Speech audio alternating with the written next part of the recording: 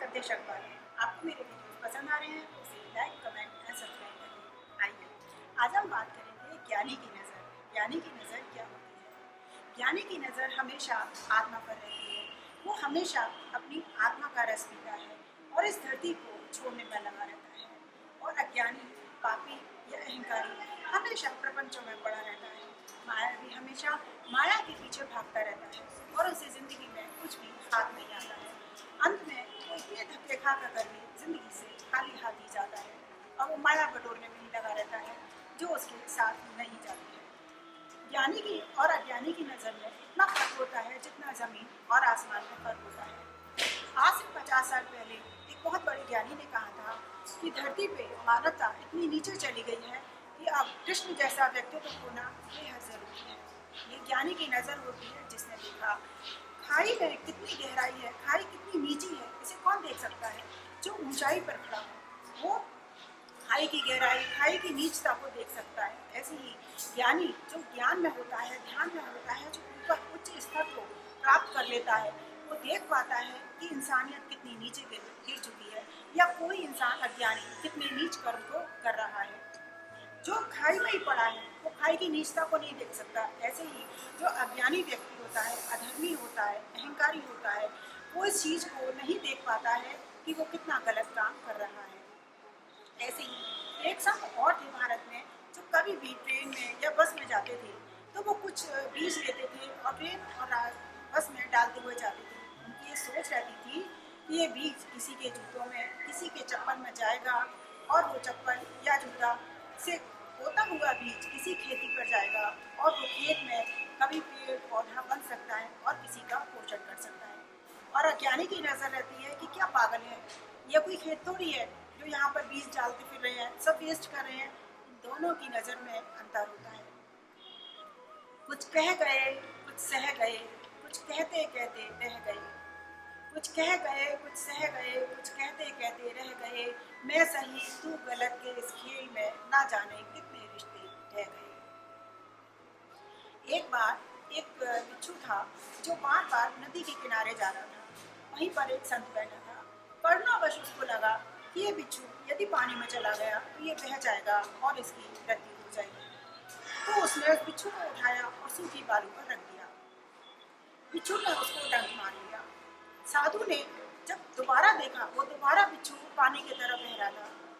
संत को फिर करुणा आई। उसे लगा ये पानी में जाएगा तो इसकी मृत्यु हो जाएगी। उसने फिर उस बिच्छू को उठाया और सूखी पेड़ पे रख दिया। ये खेल 3 बार चला। वहीं पर एक व्यक्ति बैठा था। उसने कहा ये बिच्छू तुम्हें बार बार डंक मारता है, बार बार तुम्हें काट लेता है, इतना नुकसान पहुंचाता है, तब भी तुम बार बार इसके पास क्यों जाते हो, बार बार इसके पास क्यों जा रहे हो? तब संत बोला मैं अपने स्वभाव से मजबूर हूँ और वो अपने स्वभाव से मजबूर है। ऐसे ही ज्ञानी अपने स्वभाव से मजबूर होता है। वो इस प्रकृति में जितना हो सकता है अच्छे कर्म करता रहता है और अज्ञानी, अहंकारी अपने स्वभाव से मजबूर होता है और वो अहंकार के वशीभूत होकर जिंदगी भर बुरे कर्म करता रहता है। जब तक बालू का घर है तब तक आपको लहरों का डर है। जब तक काजल का घर है तब तक दर्पण का डर है। जब तक शीशे का घर है तब तक आपको दर्पण का डर है। इस तरीके से जब तक इंसान के अपने अंदर कमजोरी होती है तभी इंसान किसी न किसी चीज़ से डरता रहता है। ये जो बीत रहा है, ये जो बीत रहा है ये वक्त ही नहीं, आपकी ज़िंदगी भी है। आपकी ज़िंदगी बीत रही है। ज़िंदगी एक पजल की तरह होती है। जैसे पजल होता है उसे आप सही जगह से फिट कर दें तो वो पजल ठीक हो जाता है। ऐसे ही ज़िंदगी में जब भी कोई परेशानी आती है, कोई उलझन आती है, आप उसे सही तरीके से सुलझा देते हैं तो ज़िंदगी बड़ी आसान हो जाती है। सुबह उठकर रोज पूजा करनी चाहिए। सुबह की हुई पूजा ताले की चाबी की तरह काम करती है।